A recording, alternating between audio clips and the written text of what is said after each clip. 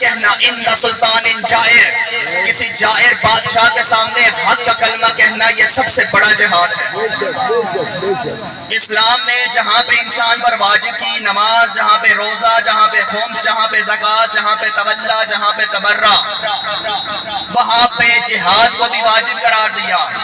پھر جہاد ہوتا ہے تین چیزوں سے، یا انسان اپنے نفس سے کرتا ہے، یا انسان اپنی جان سے کرتا ہے، یا انسان اپنے ہاتھ اور مال سے کرتا ہے۔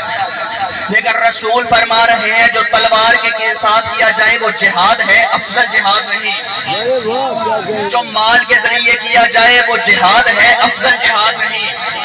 پھر یا رسول اللہ افضل جہاد کون سا ہے؟ فرمایا وہ جہاد جو زبان کے ذریعے ظالم بادشاہ کے سامنے کیا جائے۔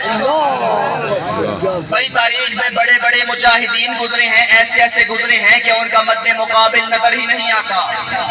بس ایک کا نام لیتا ہوں، اس مجاہد جلی کا نام ہے علی حیدر کرار۔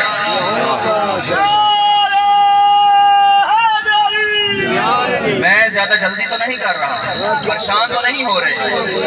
سب سے افضل مجاہد کا نام ہے علی ابن ابی طالب۔ جہاد علی ابن ابی طالب نے بھی کیا، جہاد علی کے پوتے سجاد نے بھی کیا۔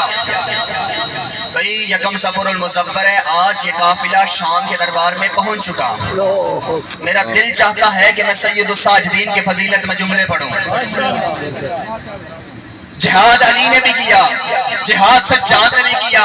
بھائی جو اپنے دستے مبارک سے خیبر کا دار اکھاڑے وہ حیدر کرار ہوتا ہے، جو دستے مبارک سے نہیں فقط جنبش اللسان سے، جو فقط زبان کی جنبش سے یزید جیسے بادشاہ کا تخت اکھاڑ دے اسے سجاد کہتے ہیں، اسے سجاد کہتے ہیں۔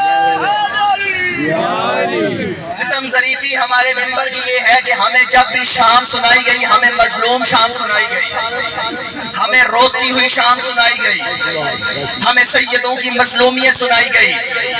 آج میں روتا ہوا سجاد نہیں، رلاتا ہوا سجاد سنا۔ تم نے وہ سجاد سنا جو روتا رہا، آج وہ سجاد سنو جو رلاتا رہا۔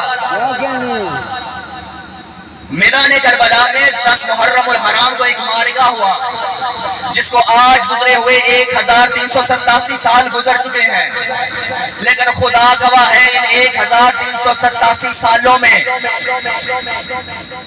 یزید بار بار آتا رہا، حسین بس ایک دفعہ۔ بھئی آپ کا مذہب، آپ کا نظریہ، آپ کا مسلک، آپ کی فکر جو بھی ہے آپ مجھ سے سوال کر سکتے ہیں، حسین ایک مرتبہ کیوں آیا، یزید بار بار کیوں آتا رہا؟ وہ جملہ سنتے جانا، کیونکہ یزید کی ماں جیسی مائیں بار بار آتی رہی، نہ پھر کوئی بطول آئی نہ پھر کوئی حسین آیا۔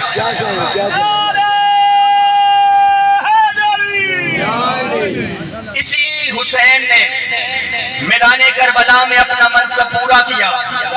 یہ حسین کی جیت جو 10 محرم کو ہو چکی تھی، یہ اسی کربلا میں رہتی، اسی جنگل میں رہتی، اسی صحرا میں رہتی، ہم تک نہ پہنچتی، شہر شہر، نگر نگر، گلی گلی، کریا کریا نہ پہنچتی اگر سید الساجدین نہ ہوتے۔ یا علی یا علی۔ بھائی کوئی انتظامیہ کا بندہ یہ نہ سمجھے کہ یہ ذکر میری وجہ سے باقی ہے، کوئی خطیب ذاکر یہ نہ سمجھے ذکر میری وجہ سے باقی ہے، آپ مومنین یہ نہ سمجھو کہ یہ ذکر ہماری وجہ سے باقی ہے۔ خدا کی قسم تم ذکر کی وجہ سے باقی ہو، ذکر سجاد کی وجہ سے باقی ہے، سجاد کے ساتھ حسین کی بہن زینب کی وجہ سے باقی ہے۔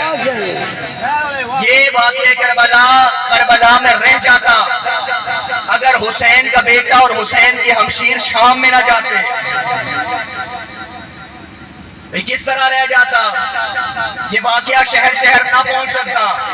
اور پھر ایک جملہ کہتا رہتا ہوں کہ یزید کا مقدر خراب تھا کہ اس قافلے میں علی کی بیٹی بھی آ گئی تھی۔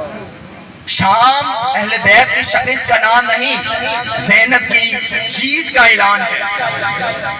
بھئی 2 خطبے جنہوں نے یہ اسلام ہم تک پہنچایا، جنہوں نے کربلا ہم تک پہنچائی، ایک بی بی زینب کا خطبہ، ایک سید الساجدین کا خطبہ۔ مجھے آج فقط اور فقط سید الساجدین کا خطبہ پڑھنا ہے، بی بی کے خطبے کا بس ایک جملہ پڑھنا ہے۔ جیسے ہی یہ قافلہ اسیران کا پہنچا نا یزید کے دربار میں، منزل فضیلت پڑھ رہا ہوں، اگر کسی کا آنسو آ جائے تو معرفت کا آنسو ہے۔